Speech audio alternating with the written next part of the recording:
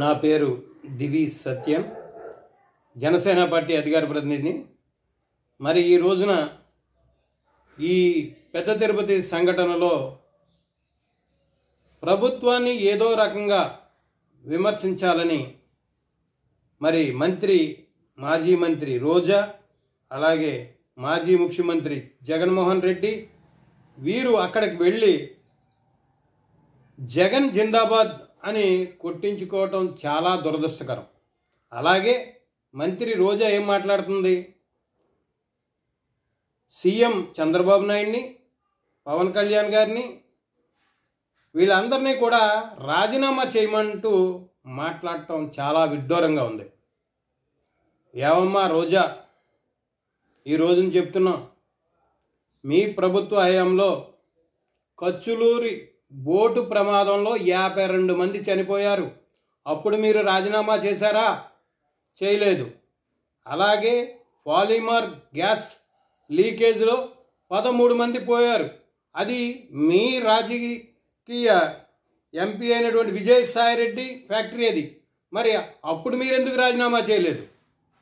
ఇలా చెప్పుకుంటూ పోతే రోడ్డు ప్రమాదంలో మరి వందలాది మంది మరణించారు కేవలం మీరు రోడ్లు వేయక. ఈ రోజున చెప్తున్నాం, మీ వైఫల్యాన్ని కప్పిపుచ్చుకుని ఎవరైనా మీ మీద ఇది జరిగింది అంటే వాళ్ళ మీద కేసులు పెట్టి లోపలించిన పరిస్థితులు మేము చూసాం. ఏనాడైనా మీరు ఇంత దుర్మార్గంగా తిరుపతికి వచ్చి ఇలా మాట్లాడినా మీ మీద ఎటువంటి యాక్షన్ తీసుకోలేదు. ఎందుకంటే మాది ఒక నీతి నిజాయితీ పాలన.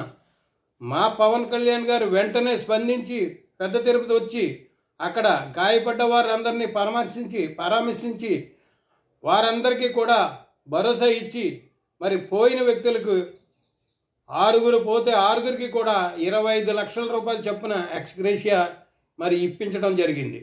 అలాగే మరి టీటీడీ చైర్మన్ని, అలాగే టీటీడీ వారిని అందరినీ కూడా చాలా మందలించడం జరిగింది పవన్ కళ్యాణ్ గారు. ఎందుకంటే ఒక నీతి నిజాయితీ పాలన చేస్తే ఎలా ఉంటుందో మీకు చూపిస్తున్నాడు.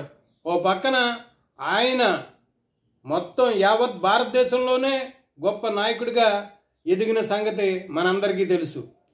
ఆయన ఇవాళ ప్రధానమంత్రి మోదీ గారి చేతే శభాష్ అనిపించుకున్న పవన్ కళ్యాణ్ గారు మన ఆంధ్రప్రదేశ్ అభివృద్ధి కావడం కోసం ఫ్యాక్టరీలు తీసుకొస్తున్నారు, మరి ఉద్యోగాలు కల్పన కోసం కృషి చేస్తున్నారు. అలాగే రోడ్లన్నీ కూడా మరి వేయటం జరిగింది. ఇవాళ ఏనాడైనా మీరు ఒక రోడ్డు వేశారా అని మేము ప్రశ్నిస్తున్నాం. రోజా గారు, మీరు మాట్లాడేటప్పుడు బొళ్ళు దగ్గర పెట్టుకుని మాట్లాడండి. ఏదో తిని బలిసి కొట్టుకునేలాగా చేయకండి. మీరు ఎప్పుడు కూడా ఎప్పుడైనా సరే పవన్ కళ్యాణ్ విమర్శించే ముందు కాస్త ఒళ్ళు దగ్గర పెట్టుకుని మాట్లాడండి. రేపొద్దున మీరు కూడా ఖచ్చితంగా మీరు చేసిన తప్పులకి ఖచ్చితంగా ప్రాశ్చర్యపడతారు, అనుభవిస్తారు. అలాగే ఇవాళ కూటమి ప్రభుత్వంపై నిందలు వేసే ప్రతి ఒక్కరికి చెప్తున్నాం, మా పాలన అద్భుతంగా చేస్తున్నాం. ఖచ్చితంగా ప్రజలకు అందుబాటులో ఉండే ప్రభుత్వం ఈ కూటమి ప్రభుత్వం.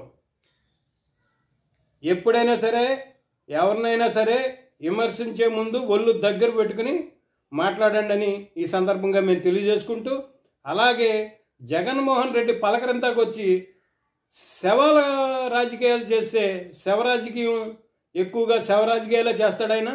ఆ శవాల కాడ కూడా అని నవ్వుతూ వ్యంగ్యంగా, ఏంటి అసలు ఆయన ఒక మనిషేనా? అసలు ఒక పద్ధతి ఉందా? ఒక మాజీ ముఖ్యమంత్రిగా ఉండవలసిన లక్షణాలు ఏమైనా ఉన్నాయా? ఒక సైకోకు ఉండవలసిన లక్షణాలే ఉన్నాయి తప్ప ఏనాడు కూడా ప్రజల కోసం మంచి పనులు చేద్దామన్న ఆలోచన లేని మనిషి ఎవరైనా ఉన్నారంటే అది జగన్మోహన్ రెడ్డి. ప్రజలందరూ గమనించారు. అందుకే ఈ కూటమి ప్రభుత్వాన్ని మరి మంచి మెజార్టీ ఇచ్చి మరి నగ్గించారు. వారికి కనీసం పొజిషన్ కూడా లేకుండా మరి చేయడం జరిగింది. ప్రజలందరూ కూడా వీరికి బుద్ధి చెప్పారు. అయినా ఇంకా బుద్ధి రాలేదు. ఈ రోజాకి త్వరలో బుద్ధి చెప్పే రోజులు వస్తాయనేసి ఈ సందర్భంగా తెలియజేసుకుంటూ, జై జనసేన, జై కూటమి.